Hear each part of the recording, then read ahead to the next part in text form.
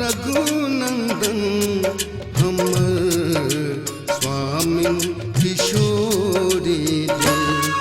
कथनियो राम गीत कथा, कथनियो श्री किशोरी जी। हमर सरकार रघुनंदन हमर स्वामी किशोरी जी। हमर सरकार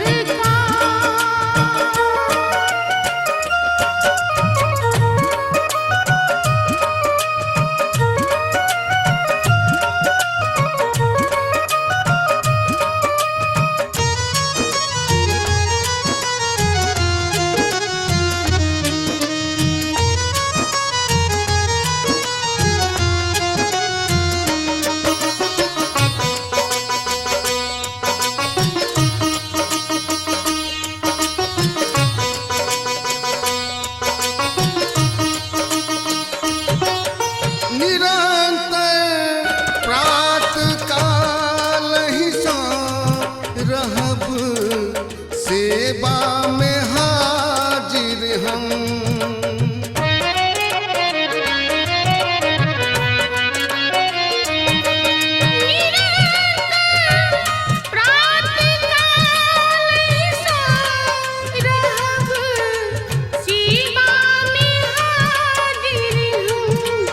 पलक खुलते ही निहारब हम।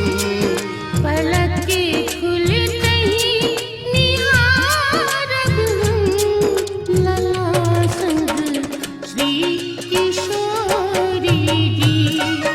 हमर सरकार रघुनंदन हमर स्वामी किशोरी जी। हमर सरकार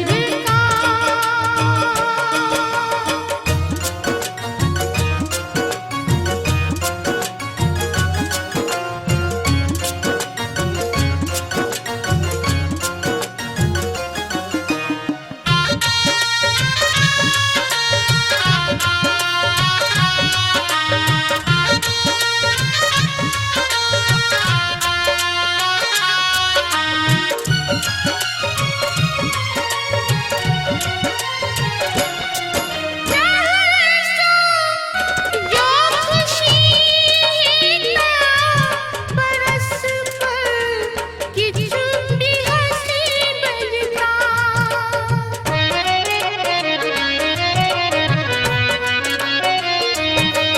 कहे सो जो खुशी हेता परस पर किछु भी हंसी बजता।